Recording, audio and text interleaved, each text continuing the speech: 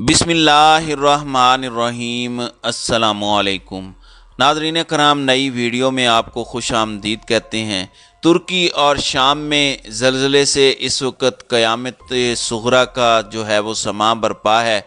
4300 4300 से ज़ायद हलाकतों की इस वक्त जो है वो कंफर्म रिपोर्ट्स मौसूल हो चुकी हैं। सैकड़ों इमारतें लम्हों भर में ज़मीन बोस हुई हैं, जिनमें हज़ारों अफराद ज़ख्मी हुए हैं। और इसके जो आफ्टर शॉक्स हैं उसकी वजह से मज़ीद खौफ व हिरास पाया जाता है। रेक्टर स्केल पर इसकी शिद्दत 7.8% थी।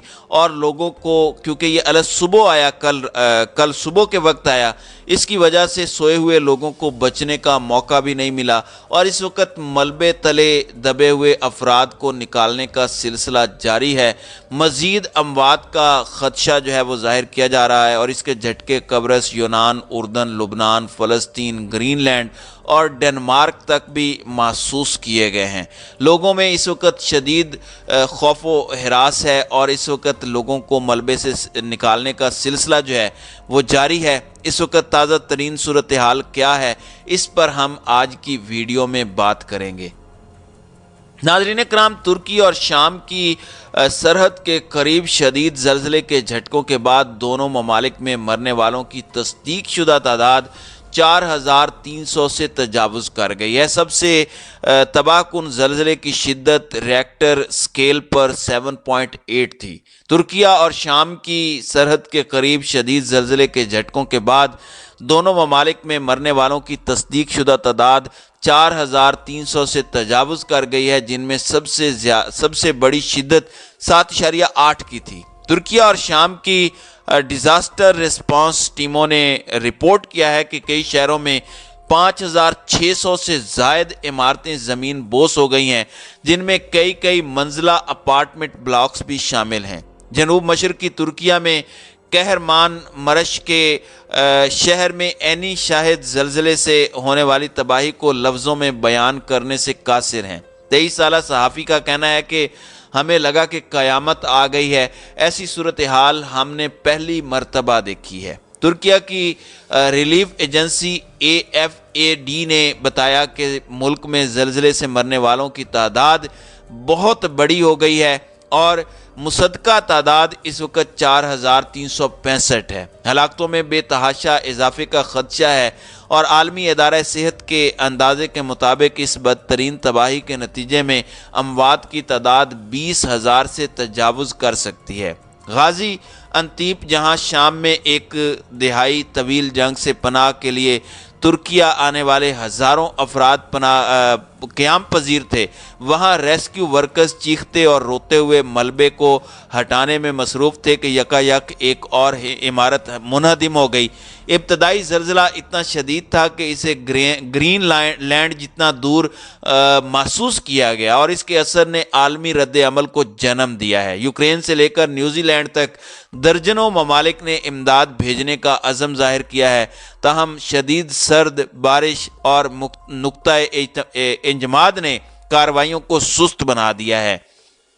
इंतहाई सर्द मौसम के बावजूद खौफ में जकड़े रिहायशियों से रात सड़क पर उन्होंने गुजारी है और गर्मी के लिए आग के अलाव रोशन किए गए हैं। एक रिहायशी का कहना है कि मेरा जानने वाला एक ख़ानदान मलबे तले दबा हुआ है। सुबह 11 बजे तक मेरी दोस्त फ़ोन का जवाब दे रही थी, लेकिन उसके बाद से कोई राब्ता नहीं हुआ, वो भी मलबे के नीचे है। एक 55 साला रिहायशी ने AFP से बात करते हुए कहा कि हम घर नहीं जा सकते, हर कोई खौफज़दा है। सबसे ज़्यादा तबाही गाजी इंतीप और कहर माबैन के दरमियान ज़लज़ले के मरकज़ पर हुई, जहां पूरा शहर मलबे के ढेर में बदल गया। अमरीकी जियोलॉजिकल सर्वे के मुताबिक पीर का पहला ज़लज़ला 20 लाख आबादी पर मुश्तमिल कहरमान और गाजी अंतीप शहर के दरमियान मकामी वक्त के मुताबिक सुबह 4:17 पर आया, जिसकी गहराई 18 किलोमीटर थी। तुर्किया में अब तक 14,000 अफराद के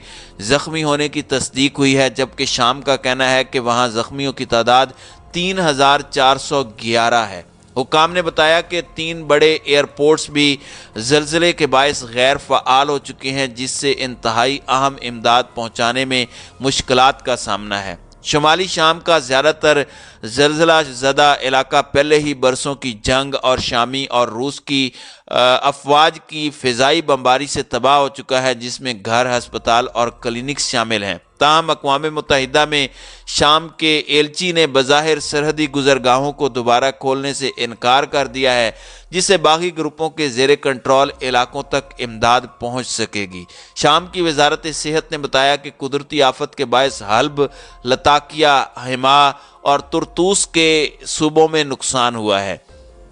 اس آنے سے پہلے ہی شام کے جنگ سے پہلے کے تجارتی مرکز حلب میں عمارتیں اکثر خستہ حال انفراسٹرکچر کی وجہ سے منہدم ہو جاتی ہیں، جن کی جنگ کی وجہ سے دیکھ بھال اور مرمت نہ ہو سکی۔ حکام نے احتیاطی طور پر پورے خطے میں قدرتی گیس اور بجلی کی سپلائی منقطع کر دی ہے اور سکولوں کو بھی 2 ہفتوں کے لیے بند کر دیا ہے۔ اس جیل میں شمال مغربی شام میں قائم جیل، جہاں زیادہ تر داعش کے ارکان قید ہیں، قیدیوں نے زلزلے کے بعد بغاوت کی ہے اور کم از کم 20 قیدی وہاں سے فرار ہوئے ہیں۔ امریکہ، یورپی یونین اور روس سب نے فوری طور پر تعزیت اور مدد کی پیشکش بھی کی ہے۔ حکومتی ہدایات پر ترکیہ میں خوفناک زلزلے کی وجہ سے ریسکیو آپریشن میں حصہ لینے کے لیے پاکستانی ریسکیو 1122 ٹیم گزشتہ روز ترکیہ روانہ ہو چکی ہے۔ پاک فوج کے شعبہ تعلقات عامہ کے مطابق general Sahir Shamshad Mirza, chairman joint chief of staff committee services chiefs اور پاکستان کی مسلح افواج نے ترکی میں زلزلہ کے متاثرین سے گہری ہمدردی اور تعزیت کا اظہار کیا ہے۔ بیان میں مزید بتایا گیا کہ chief of army staff general Syed Asim Munir کی ہدایت پر پاک فوج نے urban search and rescue team کے 2 دستے روانہ کر دیے ہیں، جس میں ریسکیو ماہرین، جاسوس کتے، تلاشی کے آلات اور آرمی ڈاکٹروں، نرسنگ سٹاف اور ٹیکنیشینز پر مشتمل ایک میڈیکل ٹیم کے علاوہ 30 بستروں والا موبائل ہسپتال، خیمے، کمبل اور دیگر امدادی اشیاء شامل ہیں۔ بیان میں مزید بتایا گیا کہ امدادی سامان لے کر پاکستان ایئر فورس کا خصوصی طیارہ ترکیہ کے شہر اڈانا کے لیے 6 اور 7 فروری کی رات کو روانہ ہو گیا تھا، جو ترکیہ کی حکومت اور ان کے اسلام آباد میں سفارت خانے کے ساتھ قریبی تعاون کے ساتھ ترکیہ کے لوگوں کو ریلیف کی کوششوں میں حصہ لیں گے۔ ISPR کے مطابق امدادی ٹیمیں ریسکیو اور ریلیف آپریشن مکمل ہونے تک وہاں پر موجود رہیں گی۔ ترک صدر رجب طیب اردگان نے ٹویٹر پر اپنے پیغام میں کہا ہے کہ تمام شہری جو زلزلے سے متاثر ہوئے ہیں ان کے لیے نیک خواہشات کا اظہار کرتا ہوں۔ امید کرتے ہیں کہ ہم جلد از جلد اور کم سے کم نقصان کے ساتھ مل کر اس آفت سے نکل آئیں گے۔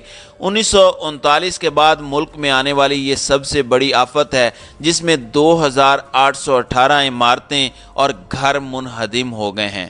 ہماری ترکی کے لیے دلی دعائیں ان کے ساتھ ہیں۔ اللہ تعالیٰ اس ملک پر رحم کرے۔ ہمارے مسلمان بھائی ہیں، ان کو اس نقصان کو سہنے اور برداشت کرنے کی توفیق دے، آمین۔